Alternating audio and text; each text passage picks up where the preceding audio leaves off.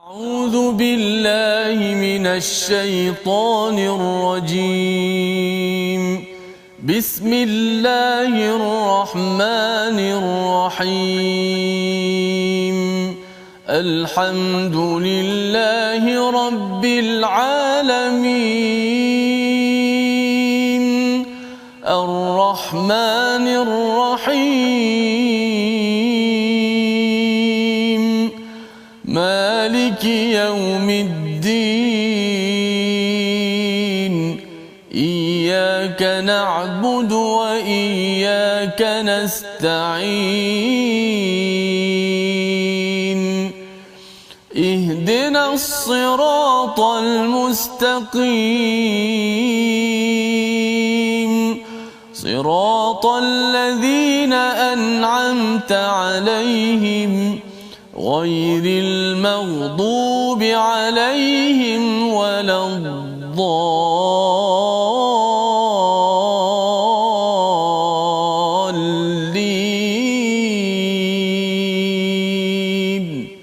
آمين.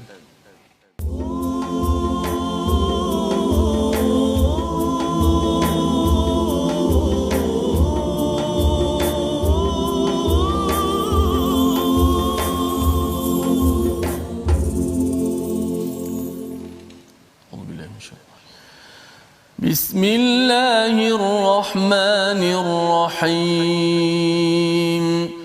سبحان الذي أسرى بعبده ليلا من المسجد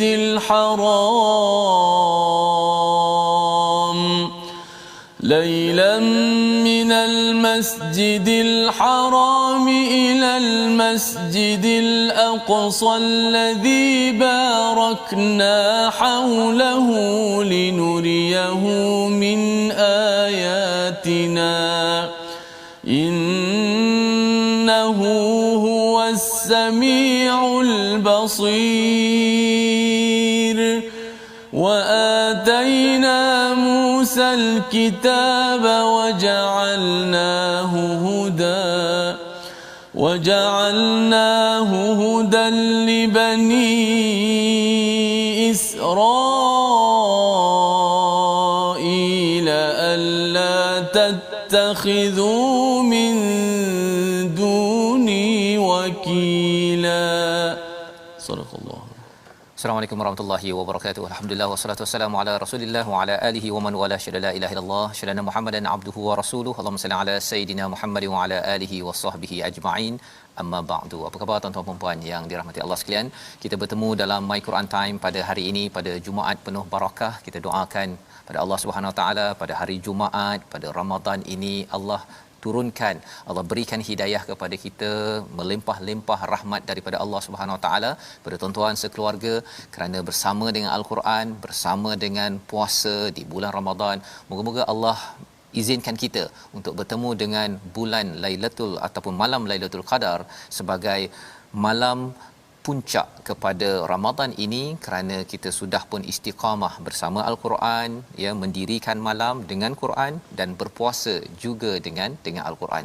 Pada hari ini kita bersama dalam juz yang ke-15 pertengahan, ya, secara ringkas sebagaimana yang dimaklumkan sepanjang Ramadan ini kita melihat secara ringkas dahulu setiap juz yang ada untuk kita pastikan tadarus, majlis tadarus tuan-tuan, ya, baca Al-Quran itu ada sedikit kefahaman, sedikit. Yang lebihnya itu insya-Allah kita teruskan selepas Syawal nanti, 2 Syawal juz yang ke-11, dan lebih daripada itu tuan-tuan pergi ke program-program yang lebih mendalam lagi untuk memahami isi kandungan Al-Quran. Jadi pada hari ini kita bersama dengan Ustaz Tirmizi Ali. Apa khabar Ustaz? Alhamdulillah. Ustaz, ya. Apa khabar? Baik, alhamdulillah. Jumaat dah Ustaz, ya. Ramadan kita pun dah lebih 1/3, ya. Macam mana Ustaz punya perjalanan Ramadan kali ini kalau bandingkan Ramadan tahun lepas, macam mana Ustaz? Masih PKP tapi mungkin boleh berkongsi sedikit cerita dengan rakan-rakan tuan-tuan haji, puan-puan hajah. Saya memang merasakan sangat-sangat bersyukur pada tahun ni kerana ia sudah pasti lebih baik daripada tahun yang lalu, yang mana kita dapat beriktikaf di masjid, kita dapat melakukan solat sunat tarawih di masjid, dan kita dapat mengimarahkan, mensyiarkan Ramadan tersebut dan mudah-mudahan Allah Subhanahu Wa Taala berikan kekuatan kepada kita terus menerus untuk kita dapat memburu malam Lailatul Qadar, insya-Allah ya, memudahkan Ustaz ya dengan kesungguhan tuan-tuan yang berada bersama dalam My Quran Time, jangan lupa untuk share ya bersama dengan rakan, dan beritahu kepada kawan di ruang komen itu bahawa hari ini dua surah iaitu surah Al-Isra surah yang ke-17 dan surah Al-Kahfi sebahagiannya surah yang ke-18, dan taglah kawan-kawan ya, ada yang baca surah Al-Kahfi pada setiap minggu ya, ada yang setiap malam bertahajud. Hari ini ada cerita pasal tahajud tersebut ya, tentang mendirikan malam. Jadi harapnya bila tuan-tuan tag kawan di Facebook di ruang komen itu menyebabkan mereka pun rupanya yang saya kelab 5 pagi ataupun tahajud pukul 3.30 pagi ada asas di dalam surah Al-Isra, surah yang bercerita tentang perjalanan Nabi daripada Makkahul Mukarramah ke Masjidil Aqsa, kemudian dinaikkan ya Mi'raj ya, Isra daripada Mekah ke Palestin, kemudian Mi'raj itu daripada Palestin itu menuju ke langit yang ketujuh ya. Jadi dalam peristiwa dalam ayat pertama yang dibacakan ustaz sebentar tadi, Maha suci Allah yang telah menjalankan hamba-Nya pada suatu malam daripada Masjidil Haram ke Masjidil Aqsa yang telah kami berkati sekelilingnya agar kami memperlihatkan kepadanya sebahagian tanda-tanda kebesaran Allah Subhanahu Wa Taala, kebesaran kami, sesungguhnya Dia Maha mendengar lagi Maha melihat. Apakah yang berlaku pada penurunan surah Al-Isra ini? Nabi berada dalam tahun kesedihan. Dua orang yang disayangi meninggal, wafat, iaitu isteri kesayangan Khadijah binti Khuwailid dan juga Abu Talib. Ya, dua orang yang amat banyak membantu Nabi ya dalam perjuangan di Mekah itu, rupa-rupanya Allah memanggil mereka dan ia adalah tahun kesedihan, Amul Huzun. Dan pada waktu ini bagaimanakah Allah memujuk ataupun menggembirakan Nabi? Allah jalankan abdihi ya, Allah jalankan Nabi daripada Masjidil Haram ke Masjidil Aqsa. Itu sebabnya orang kalau sedih Ustaz ya, dia kena pergi berjalan. Berjalan, tapi mungkin kita sekarang ni tak boleh keluar negara, jalan di dalam negeri lah kalau tak boleh rentas negeri ya. Memang tak boleh rentas, ini menyedihkan ya, dia menggusarkan, tapi kita yakin bahawa ada hikmah yang lebih. Harapnya dengan kita baca Al-Quran ini kita dapat jalankan diri. Tapi bila cakap tentang Nabi sallallahu alaihi wasallam ini bukan sekadar roh, perbincangan ulama lah ya, bukan sekadar roh tetapi fizikal Nabi itu sendiri juga dijalankan. Dan kalau siapa yang belajar fizik, kita tahu bahawa sebenarnya kalau cahaya itu dia ataupun fizikal kita ini dia jalan dalam keadaan yang amat laju, dia boleh berada dalam keadaan yang amat istimewa ya. Ini cakap tentang teori relativiti, tentang kecepatan cahaya. Kajian yang dibuat nak menceritakan bahawa lagi seorang itu menjadi hamba kepada Allah, individu tersebut akan dapat perform, dapat buat sesuatu yang amat baik dalam kehidupan. Itu sebabnya Allah letakkan istilah di sini bukan bi rasulihi ya, bukan dengan title sebagai doktor, engineer, pensyarah, tetapi title paling tinggi di sisi Allah Subhanahu taala adalah hamba kepada Allah Subhanahu wa taala. Dan apa yang boleh kita belajar daripada ayat nombor 1 ini? Di hujung itu Allah nyatakan innahu huwas samiul basir. Allah ini Maha mendengar, Maha melihat. Mengapa? Kerana pada waktu itu Nabi dihujam ataupun telah dikutuk, telah dibalun ya dengan pelbagai cabaran dan juga ancaman daripada musyrik Mekah. Dan pada waktu itu dalam jerih perih itu, dalam jerit perit hati, pada waktu juga dua orang yang disayangi yang selama ini dia boleh mengadu, Nabi boleh mengadu kepada Khadijah, kepada Abu Talib, dua-dua pergi menghadap Allah SWT. Jadi bila ada suara dalam diri kita tuan-tuan sekalian yang jerit itu tak lagi dapat didengari oleh orang di sekeliling kita, Allah nyatakan bahawa Allah Maha mendengar, Allah tidak akan biarkan begitu saja. Dan yang keduanya apa? Allah memerhati kepada Nabi sallallahu alaihi wasallam, Allah memerhati kepada musyrik Mekah yang nak mengancam, nak membunuh Nabi tersebut kerana dakwah kepada Allah, Allah tak akan tinggalkan. Allah akan sentiasa perhatikan. Perkara itu yang kita boleh belajar untuk kita tuan-tuan dalam hidup kita. Kalau kita ada cabaran, kita tahu bahawa Allah Maha mendengar, Allah Maha melihat.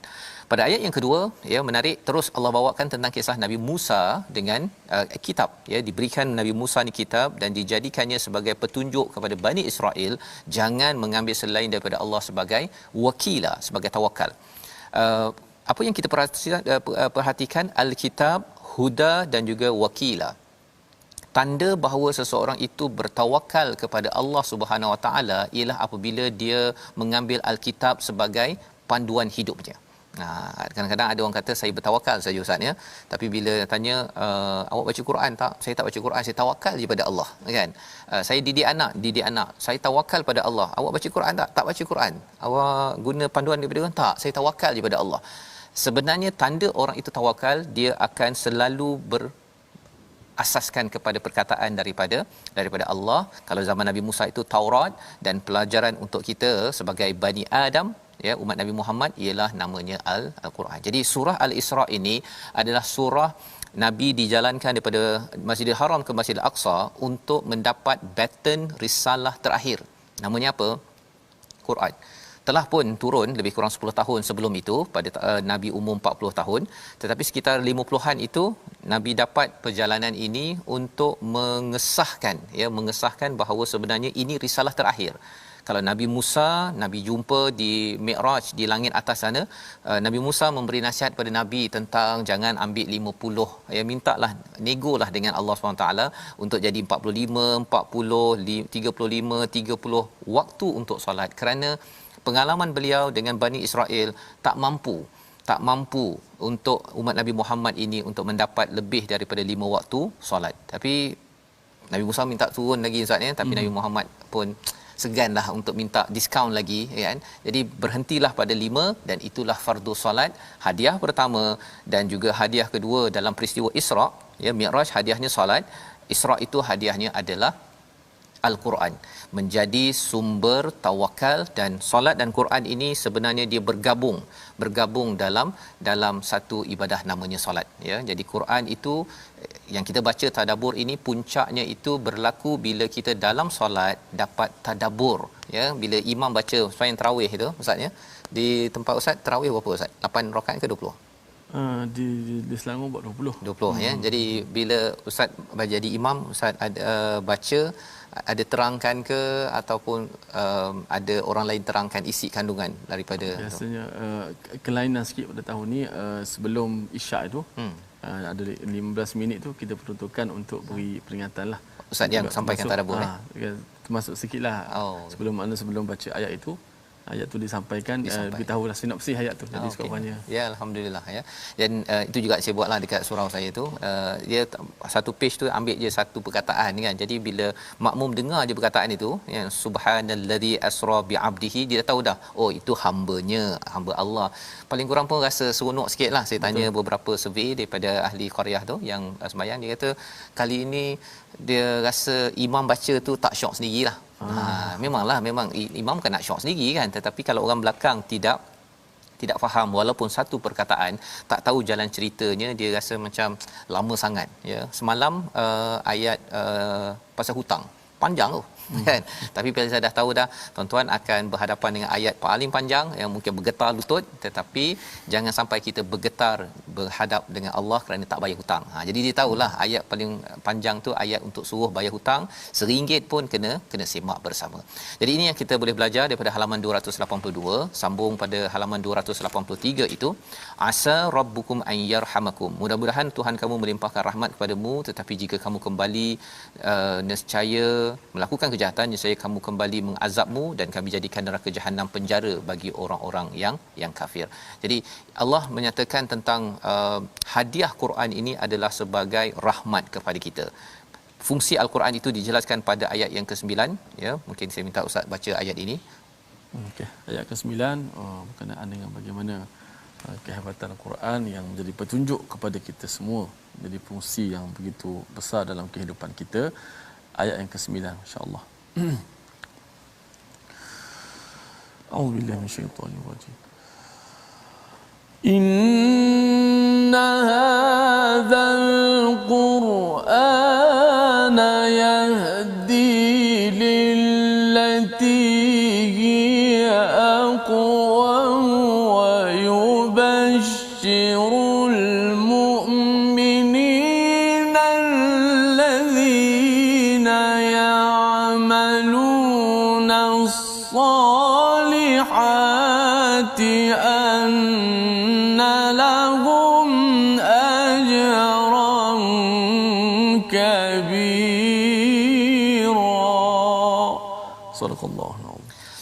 Al-Quran ini memberi petunjuk ke jalan yang paling lurus dan memberi khabar gembira kepada orang mukmin yang melakukan amal soleh bahawa mereka akan mendapat pahala yang besar. Ini peranan Al-Quran sebagai sumber hidayah, ya, sebagai sumber hidayah yang akan menunjukkan kepada aqwam jalan yang paling lurus, yang paling stabil. Inilah daripada Al-Quran. Itu sebabnya tuan-tuan, tahniah diucapkan terus bersama My Quran Time dan juga belajar di tempat-tempat lain tentang Al-Quran. Tidak rugi bila kita belajar Al-Quran ini. Syaratnya apa? Bila kita baca itu, kita dah faham dan kemudian kita nak mengamalkannya, kerana bila kita beramal, maka dinyatakan di sini wa yubasyirul mukminin, dia menjadi khabar gembira sentiasa, ya. Yubasyir ini mudhari' maksudnya, maksudnya selalu berlaku, memberi khabar gembira pada orang beriman. Untuk apa? Untuk beramal soleh, allazina ya'maluna salihat. Jadi kalau katakan kita baca, kita faham, kita berhenti sampai situ saja, dia kadang-kadang tak nampak dia punya kesan positif dia. Dia mesti dapat sikit, faham sikit, kemudian kita amal dan teruskan dalam kehidupan kita. Amal soleh itu akan lebih bertambah. Satu, kerana apa? Kerana kita tahu bahawa ada ganjaran yang besar daripada Allah Subhanahu Wa Taala. Perangai kita, habit kita, tabiat kita akan berubah kerana hati kita itu sebagai raja yang sudah pun dilembutkan, yang telah pun diberikan aqwam, ya, telah diberikan jalan lurus daripada Al-Quran. Jadi di sini Allah memberikan komentar tentang hakikat orang yang nak percaya kepada Al-Quran dan yang tak percaya. Yang tak nak percaya ni kerana dia nak ajilah, sesuatu yang segera. Orang yang nak segera ni dia tak nak percaya kepada Nabi sallallahu alaihi wasallam, kepada wahyu. Itu disampaikan pada ayat 18. Pada ayat 19 Allah menyatakan, dan siapa mengendaki kehidupan akhirat serta berusaha ke arah itu dengan bersungguh-sungguh dalam keadaan beriman, maka usahanya akan dibalas dengan baik. Istilahnya mashkura. Tuan-tuan mungkin biasa dengar perkataan syukur, bersyukur, tapi bila Allah cakap fa ulaika kana sa'yuhum mashkura, mashkura ini maksudnya ialah setiap perkara kecil besar, tuan-tuan, walaupun satu huruf, walaupun katakan tuan-tuan derma setengah biji tamar, semua perkara tersebut akan dihargai oleh Allah Subhanahu Wa Taala, mashkura. Tapi kalau manusia, tuan-tuan, ustaz, ya, kadang-kadang kalau orang sebelah, ya, contohlah orang sebelah dia kata tok tok tok tok, saya nak bagi juadah buka puasa, kan. Kemudian dia bagi satu bekas. Bekas. Kemudian dalam bekas tu kita buka lagi, ada bekas dalamnya. Betul, buka dalam bekas tu ada bekas lagi. Buka betul, akhir sekali setengah biji tamar ada macam apa, potong dua. Potong dua, kan. So ingatkan bekas besar tu dapat banyak. Bagi manusia biasalah ustaz, kan. Dia rasa apa benda ni setengah biji tamar saja. Tetapi dalam hadis Nabi dinyatakan takun nar, jauhi daripada api neraka itu, ya, dengan walaupun setengah biji tamar ataupun dengan kalimah yang baik. Tak ada setengah biji tamar kita cakap elok-elok dekat Facebook, tuan-tuan berletak komen dekat bahagian Facebook itu, orang lain baca, itu juga adalah sesuatu yang akan disyukuri, ya, yang akan dihargai oleh Allah Subhanahu Wa Taala. Jadi ini adalah antara isi daripada halaman 284, dan kemudian pada halaman 285 Allah menyatakan, dan jika kamu meninggalkan mereka untuk mencari rahmat daripada Tuhanmu yang kamu harapkan, maka katakanlah kepada mereka ucapan yang lembut. Ini apabila kita bercerita tentang Nabi berhadapan dengan tentera ataupun berhadapan dengan musyrik Mekah ini, mereka selalu untuk mengancam Nabi, seperti mana yang kita maklum tentang latar belakang surah ini diturunkan. Di sini dinyatakan beberapa perkara dalam ayat 285 ini tentang musyrik Mekah dan juga orang yang tidak beriman pada Allah. Mereka bimbang pasal rezeki. Allah jelaskan pada ayat 30, dan salah satu sebab mengapa mereka takut pasal rezeki ini menyebabkan mereka nak bunuh anak mereka, ya, pada ayat 31. Dan teguran jangan mendekati zina, jangan mendekati harta anak yatim. Dua perkara dalam Al-Quran yang menggunakan istilah taqrabu wala taqrabu, ya, dua perkara ini. Dan kemudian Allah bawakan tentang mesti sempurnakan timbangan pada ayat 35. Pada halaman 286 kita dibawakan tentang Quran sekali lagi, ya. Maksudnya untuk kita baiki amal kita, akhlak kita ini, Quran diberi penekanan pada ayat 45, wa idza qara'tal Quran ja'alna bainaka wa bainal ladzina la yu'minuna bil akhirati hijaban mastura. Kita faham bahawa sebenarnya bagi orang yang tidak mahu beriman, Quran yang mukjizat dia tidak berkesan pasal ada hijab, ya ada hijab. Hijab itu kerana apa? Kerana ada kesombongan dalam dirinya, ya, ada ego dalam dirinya, dan itu sebabnya kalau kita nak pastikan kita ini mendapat maksimum daripada al-Quran, kena buang perkara tersebut, ya, kena buang perkara tersebut. Dan ini juga disampaikan pada ayat 50, katakanlah Muhammad, jadikanlah kamu batu atau besi atau menjadi makhluk lain yang tidak mungkin menurut fikiranmu, maka mereka akan bertanya, siapakah yang akan menghidupkan kami kembali? Katakanlah yang kali pertama telah menciptakanmu. Ini adalah tanda orang itu sombong. Satu, dia tak nak dengar peringatan. Yang keduanya, dia tak percaya pada hari akhirat, ya, tak percaya pada hari akhirat. Jadi itulah yang diperjuangkan oleh Nabi sallallahu alaihi wasallam. Dan pada halaman 288, apa yang berlaku? Allah bawakan kembali kepada kita tentang satu kisah, ya. Dan tiada kesulitan bagi kami untuk mengirimkan padamu tanda-tanda kekuasaan kami, melainkan tanda itu telah didustakan oleh orang-orang terdahulu. Kisah Samud. Ya. Allah bawakan sikit flashback. Jadi ini adalah isi daripada surah Al-Isra, ya, dan selepas ini nanti kita akan melihat lagi sambungan daripada surah Al-Isra, macam mana nak pastikan bahawa kita ini dapat menghargai Quran, tidak menjadi orang yang enggan kepada Al-Quran seperti Bani Israel. Kita berehat sebentar, kita kembali semula dalam My Quran Time, baca faham amal, insya-Allah.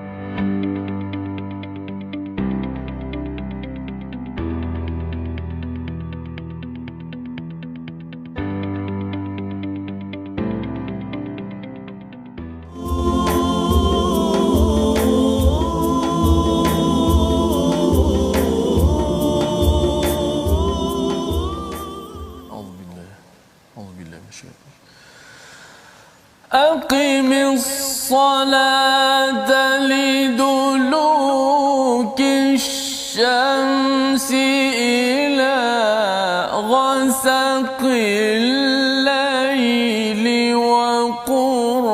وقرآن الفجر إن قرآن الفجر كان مشهودا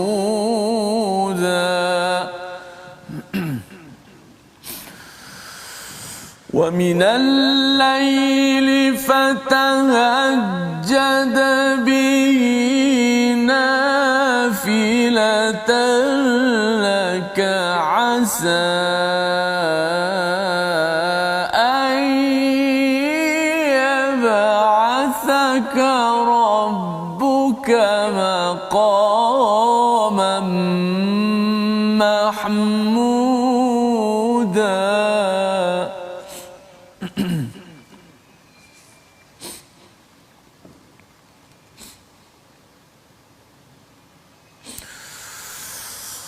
وقل رب أدخلني مدخل صدق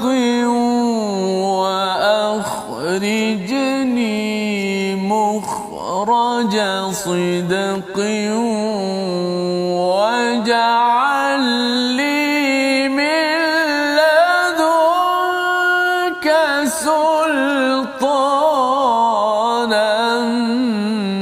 نصيرا صدق الله العظيم.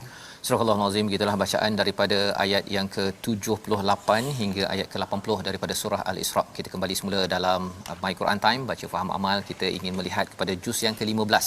Juz yang ke-15 ini, di pertengahan ini kita nampak bahawa kita dijelaskan perjuangan Quran adalah perjuangan Nabi Muhammad sallallahu alaihi wasallam. Nabi dibekalkan dalam ayat sebentar tadi salah satu tanda puncak kepada perjuangan al-Quran ini, ya, perjuangan dalam diri kita ialah aqimis solah, ya, dirikanlah solat, iaitu pada waktu bila dalam ayat sebentar tadi, iaitu sebaik matahari terbenam hingga gelapnya malam, dan dirikan pula solat subuh, ya, iaitu bila Allah menggunakan perkataan wa Qur'anal fajr, itu adalah Quran yang dibacakan pada waktu fajar. Satu baca Quran, tetapi Quran yang dibaca pada waktu fajar itu merujuk kepada solat subuh. Solat subuh ini adalah satu perkara yang menarik. Inna Qur'anal fajri kana mashhuda, ia disaksikan oleh para malaikat dan ia adalah antara petanda kemenangan bagi umat Islam. Inilah salah satu surahnya, satu daripada 7 surah yang digelar sebagai musabbihat, kerana di awalnya itu ada subhanallah ataupun yusabbihu lillah ataupun sabbihisma rabbikal a'la, surah Al-A'la yang kita boleh lihat dalam Al-Quran. Jadi kalau ada yang bertanya apakah formula untuk berjaya umat Islam pada akhir zaman ini, salah satu surahnya adalah surah Al-Isra.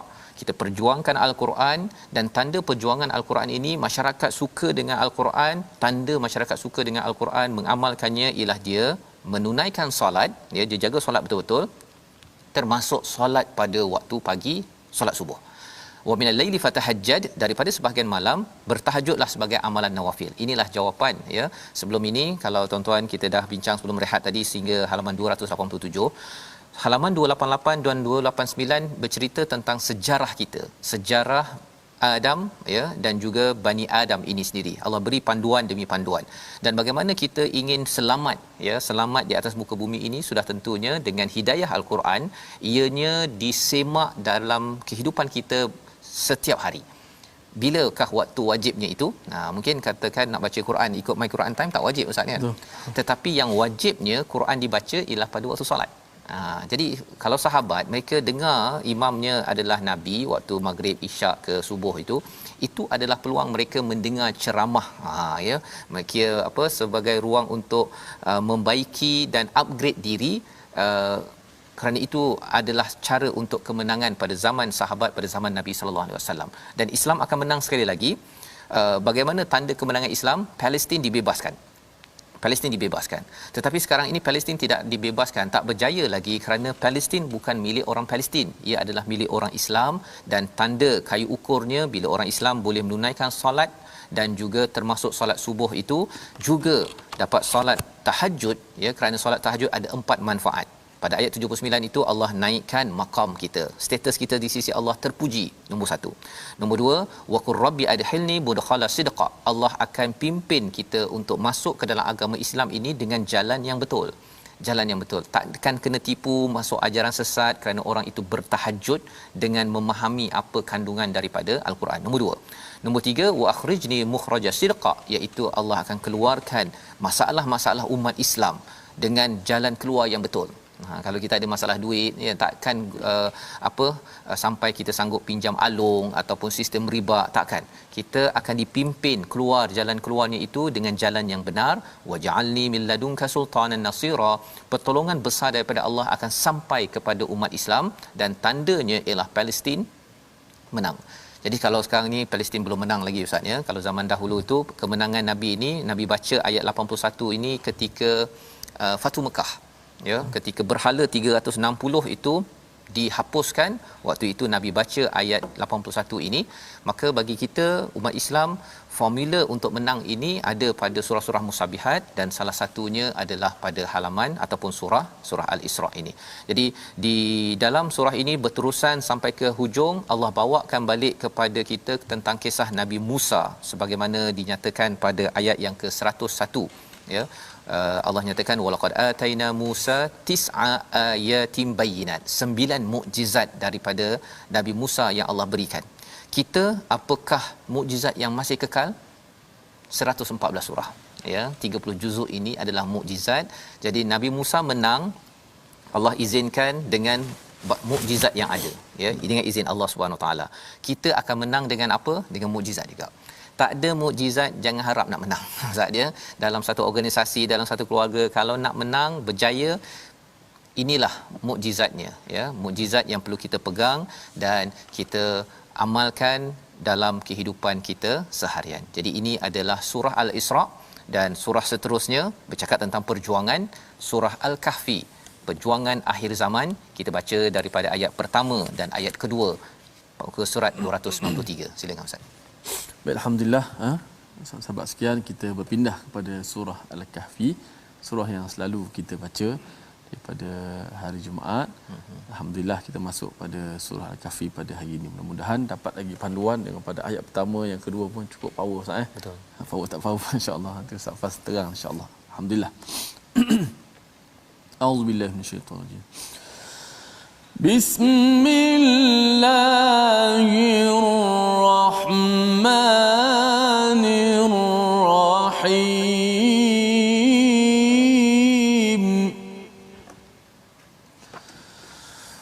Alhamdulillahilladzi anzala ala abdihil kitaba wa lam yaj'al lahu iwaja.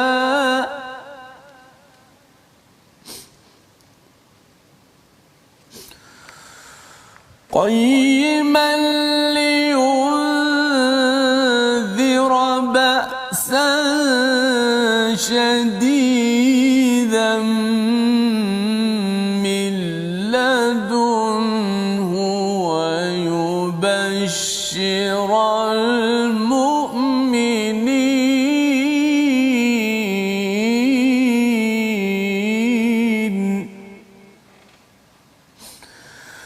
ويبشر المؤمنين الذين يعملون الصالحات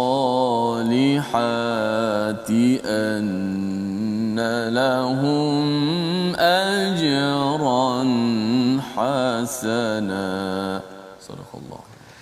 Surah Al-Azim, begitulah surah Al-Kahfi, surah yang ke-18 untuk sama-sama kita melihat kepada apakah intisari daripada surah yang disunnahkan, ya, yang digalakkan kita baca, ya, berkali-kali Ustaz, ya. Mungkin setiap minggu pada hari Jumaat tuan-tuan mungkin dah baca pada hari ini. Paling kurang 10 ayat itu kita nak lihat ia sebagai pendinding, sebagai cara untuk kita mengelakkan daripada fitnah Dajjal, ya, fitnah daripada kesesatan. Dan apakah yang ada pada ayat pertama, kedua hingga ayat 10 dan hinggalah 110 ayat ini. Allah nyatakan, alhamdulillah, segala pujian bagi Allah yang telah menurunkan kitab Al-Quran kepada hamba-Nya dan Dia tidak menjadikan dia bengkok. Kalau kita ingat lagi surah Al-Isra, Allah menyatakan tentang fungsi Al-Quran itu aqwam, ya, sebagai bimbingan yang lurus. Kali ini ulang balik semula, Allah kata tidak ada kebengkokan. Qayyima itu juga daripada perkataan qaum ataupun qama yang maksudnya lurus, sumber nilai yang lurus dalam kehidupan. Itulah Quran, ya. Jadi kalau di hujung surah Al-Isra itu Allah kata pada ayat 111, wa qulil hamdulillah, katakanlah alhamdulillah. Maka permulaan surah Al-Kahfi ini kita cakap alhamdulillah. Ya, itu praktikalnya. Kita puji pada Allah kerana dalam Al-Quran ada 5 surah yang bermula dengan alhamdulillah. Al-Fatihah, surah Al-An'am, surah Al-Kahfi, surah Fatir, surah Saba. Semua ini 4 surah yang ada ini selain Fatihah menerangkan balik kepada Fatihah yang kita baca pada setiap hari. Kita puji Allah Tuhan sekalian alam kerana apa? Allah ciptakan alam ini bukan sekadar begitu sahaja, tetapi diturunkan kepada hamba-Nya Nabi Muhammad sallallahu alaihi wasallam Alkitab, panduan, SOP, peraturan untuk memimpin kita agar tidak terbabas. Pasal pemikiran dan kita punya perasaan ini dia sedang terbabas. Kadang-kadang kita kuat sangat berfikir, kita ni bersifat sampai over critical.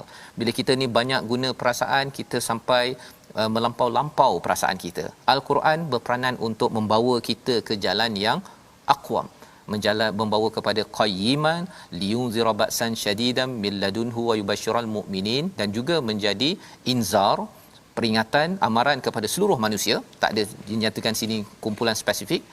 Orang beriman, tak beriman semua dapat amaran. Tetapi bagi orang beriman ada kelebihan. Maksudnya kalau orang beriman seperti tuan-tuan yang membaca Al-Quran beriman, Quran ini adalah sumber hidayah, kesannya kita akan dapat berita gembira. Kita happy, bestnya saya ni berbaloi, saya ni baca Quran. Berbaloi saya ni sedekah, ada berita gembira. Tetapi bagi orang-orang munafik, dia bila dapat saja al-Quran ini, dia rasa sebagai panas, sebagai amaran sahaja. Dia tak rasa bahawa itu adalah kabar gembira kepada mereka untuk beramal soleh yang akan diberikan ganjaran yang baik, seperti mana ayat nombor 2 ini. Jadi kalau kita tengok 10 ayat yang disunnahkan untuk kita baca mengelakkan daripada fitnah dajjal, kerana salah satu, kalau kita ambil 10 ayat pertama ini, dia adalah 10 checklist senarai semak, tuan-tuan. Ya, kalau kita ambil ayat pertama, checklist dalam kita nak memastikan majlis ilmu kita beragama ini mesti kembali balik pada al-Quran. Bukan sekadar penceramah itu ataupun orang tersebut dia cakap tetapi tidak kembali asasnya kepada al-Quran. Ya, Quran yang original, ya, bukan Quran yang dibengkokkan. Itu akan mengelakkan kita daripada terkena fitnah ajaran sesat mini ataupun dajjal kecil. Nah, sebelum dajjal betul akan keluar untuk menyesatkan manusia. Kalau ayat yang kedua, seorang yang membaca ataupun nak selamat daripada ajaran sesat ataupun fitnah dajjal ini ialah dia sentiasa membuat amal soleh. Bukan duduk saja, ataupun ada yang kata kalau solat tu pasal saya dah maqam yang tinggi, niat saja terus dah solat. Yang itu bukan amal soleh, itu amal taleh, amal derhaka kerana Allah suruh sujud tak nak sujud, kan. Itu berlaku kepada iblis yang dinyatakan dalam surah ini pada ayat yang di tengah-tengah nanti, ya, insya-Allah. Baik, dalam surah Al-Kahfi ni ada 4 kisah. Ustaz, ya, pasal dah biasa baca, senang kalau tuan-tuan terlupa. Ada 4 kisah. Ada 4 kisah. Kisah pertama Ashabul Kahfi, ya, yang berlaku kepada pemuda Al-Kahfi. Itulah yang dirakamkan pada ayat yang ke-13, ya, 13. Ataupun sebelum itu lagi Allah dah cakap dah, fatarabna ala adhanihim fil kahfi sinina adada. Ayat 11, ayat 12, ayat 13 terus, ya, terus sampai halaman 295 kisah itu diletakkan butirannya, ya. Dan kemudian apa yang berlaku kepada mereka, ya, sambungan cerita ini pada halaman 296. Ketika kita melihat kepada kisah pertama, apakah yang diselesaikan? Masalah agama dan spiritual, ya. Apakah dia punya solusi kalau di akhir zaman ini kita nak elak daripada masalah pada iman kita, kepada spiritual, keinginan kita untuk beragama, tak nak masuk kepada ajaran sesat? Allah kata pada ayat yang ke-27. 27 Ustaz, boleh kita baca Ustaz ayat 27? Baik, insya-Allah. Ayat yang ke-27 muka surat 296. Okey, ayat terakhir muka surat 296, insya-Allah. Auzubillah. Watlu ma uhiya ilayka min kitabi rabbika la mubaddila li kalimatihi wa la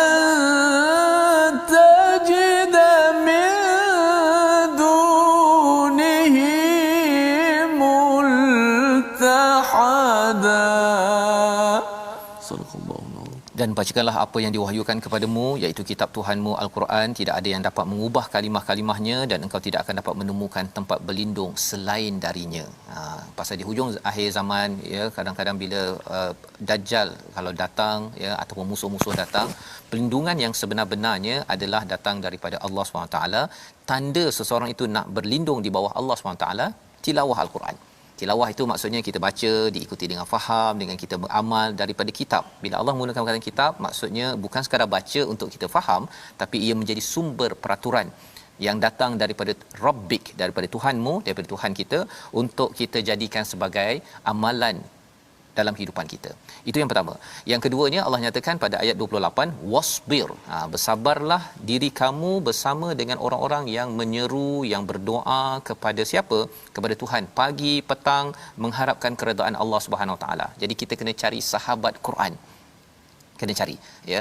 Dan kita jangan mudah terpengaruh dengan orang yang kata kereta besar tak ada masalah, ya, tetapi kalau kereta besar, rumah besar, pangkat besarnya itu hanya untuk jauh daripada Allah. Allah kata wala ta'du ainak, jangan kamu palingkan mata kamu turidu zinatal hayatid dunya, untuk hanya kagum kepada orang yang ada perhiasan dunia. Wala tuti', jangan taat kepada orang yang hatinya lalai daripada mengingati Allah dan mengikut hawa nafsu.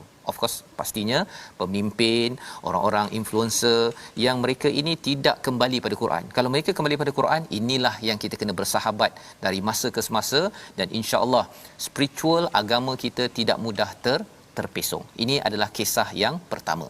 Kisah kedua dalam surah ini, Allah berikan satu perumpamaan pada ayat 32. Ya, kisah pemuda yang ada dua kebun dengan kawannya yang beriman. Kita baca kisah ini dalam ayat yang ke-32, Ustaz ya. Baik. Silakan. Baik, kita masih ayat 32. Kisah kebun, Ustaz. Kisah kebun pula. Masya-Allah. Okey. A'udzubillahi minasyaitonirrajim. واضرب لهم مثلا رجلين جعلنا لأحدهما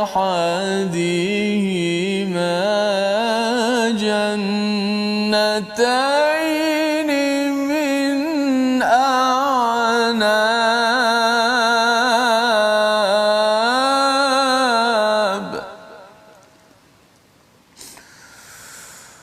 جعلنا لأحدهما جنتين من أعناب وحففناهما بنخل وجعلنا بينهما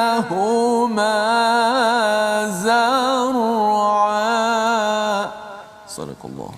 Dan berilah kepada mereka sebuah perumpamaan dua orang lelaki, yang seorang kafir, kami beri dua buah kebun anggur dan kami kelilingi kedua-dua kebun itu dengan pohon-pohon kurma, dan di antara keduanya kami jadikan ladang.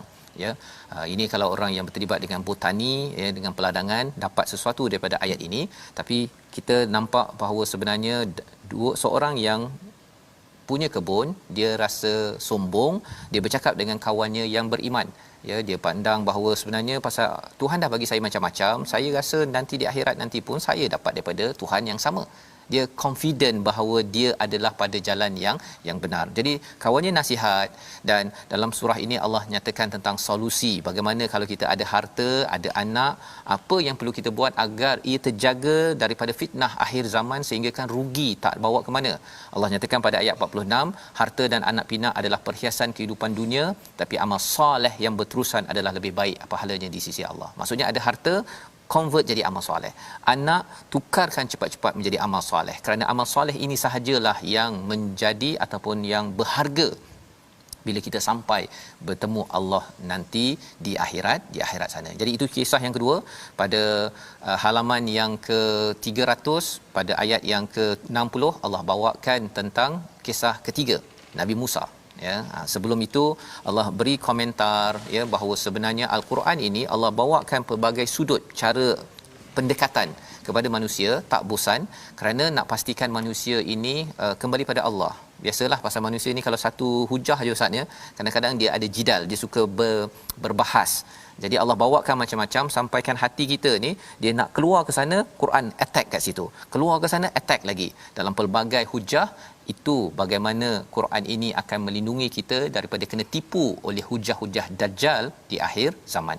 Kisah Nabi Musa pada ayat 60 sebagai satu ayat yang pendek. Ingatlah ketika Musa berkata kepada pembantunya, aku tidak akan berhenti sebelum sampai ke pertemuan dua laut, atau aku akan berjalan terus menerus hingga bertahun-tahun. Apa kisahnya? Nabi Musa ditanyakan oleh Bani Israel siapa orang yang paling bijak sekali. Nabi Musa menyatakan tentang Taurat. Nabi Musa menyatakan dia rupanya ditegur oleh Allah bahawa ada hamba lain yang lebih bijak. Maka Nabi Musa seorang yang merendah diri, berazam mencari guru tersebut. Inilah yang kita belajar baca sehingga halaman 301, dan insya-Allah besok kita akan sambung lagi sambungannya. Cuma pelajaran daripada kisah Nabi Musa ini apa? Teruslah menuntut ilmu. Kita doakan Allah izinkan kita menjadi orang yang selalu menuntut ilmu, merendah diri, selalu jaga harta, jaga agama kita dengan panduan daripada Al-Quran. Kita berdoa pada Allah SWT dipimpin Ustaz Tirmizi. Bismillahirrahmanirrahim. Alhamdulillahirabbil alamin. Wassalatu wassalamu ala rasulihil amin. Ya Allah, ya Tuhan kami, ampunkanlah dosa-dosa kami, ya Allah. Ya Allah, Kau berikanlah kekuatan kepada kami untuk kami beramal saleh di bulan Ramadan, ya Allah. Berikanlah kekuatan kepada kami untuk kami berpuasa pada siang hari, ya Allah. Ya Allah, beri kekuatan kepada kami untuk kami menjaga lidah kami, ya Allah. Untuk kami menjaga mata dan telinga kami, ya Allah, hati kami, ya Allah, daripada mengotori ibadah puasa ini, ya Allah. Ya Allah, berikanlah kekuatan kepada kami untuk kami membaca Al-Quran, kalam-Mu, ya Allah, di bulan Ramadan ini, ya Allah. Ya Allah, beri kekuatan kepada kami untuk meningkatkan kefahaman kami terhadap Al-Quran, kalam-Mu, ya Allah. Ya Allah, berikanlah kekuatan kami untuk mengawal segala kelebihan dan keuntungan yang Kau sediakan di bulan Ramadan ini, ya Allah. Ya Allah, janganlah Kau azab kami, ya Allah. Senaraikanlah kami di kalangan hamba-Mu yang berjaya dimerdekakan daripada api neraka-Mu, ya Allah. Ya Allah, masukkanlah kami semua dalam syurga Firdaus, ya Allah. Allahumma inna nas'alukal firdausal a'la. Allahumma inna nas'alukal firdausal a'la. Ya Allah, anugerahkanlah kepada kami syurga Firdaus, ya Allah. Ya Allah, masukkanlah kami ke dalam syurga sekeluarga kami, ya Allah. Sebagaimana kami seronok bergembira di atas dunia ini, berikanlah kami peluang ini untuk menikmatinya di syurga-Mu, ya Allah. Ya Allah, terimakanlah akan amalan kami, ya Allah. Ya Allah, Kau pertemukanlah kami pada malam Lailatul Qadar nanti, ya Allah. Ya Allah, Kau berilah kami dalam keadaan bersedia untuk bertemu Lailatul Qadar pada tahun ini, ya Allah. Ya Allah, berikanlah kekuatan kepada kami untuk beramal pada malam Lailatul Qadar, ya Allah. Ya Allah, berjayakanlah kami pada malam tersebut, ya Allah, dan terimalah segala amalan kami, ya Allah. Amin ya rabbal alamin. Amin ya rabbal alamin. Moga-moga Allah menerima doa kita sebentar tadi, tuan-tuan sekalian, dan moga-moga kita makin kental lagi berjuang pada Al-Quran. Surah Al-Isra, surah Al-Kahfi ini membawa mesej bahawa kita perlu memperjuangkan Quran. Tuan-tuan boleh bersama dalam tabung gerakan Al-Quran sebagai satu platform. Tuan-tuan menyumbang dan kita ingin sebarkan kesedaran Al-Quran ini kerana ia adalah sumber hidayah yang memandu jalan lurus, aqwam, yang pasti lurus, dan ini yang kita perlukan dalam kecamuk dalam pelbagai cabaran yang melanda negeri, negara dan dunia ini. Kita bertemu lagi dalam siri ulangan dan insya-Allah kita doakan kepada pengasas Mufas untuk terus diberikan kesihatan, diberkati, dan rancangan ini dibawakan oleh Mufas untuk tuan-tuan terus menjadi pejuang Al-Quran. My Quran Time, baca faham amal insya-Allah. Allahumma salli ala Sayyidina Muhammad. Assalamualaikum warahmatullahi wabarakatuh. Saya Husaini Mahmur. Ayuh sama-sama kita tingkatkan kecintaan kita kepada Nabi Muhammad sallallahu alaihi wasallam dalam program terbaru My Hadis Time hanya di TV Al Hijrah.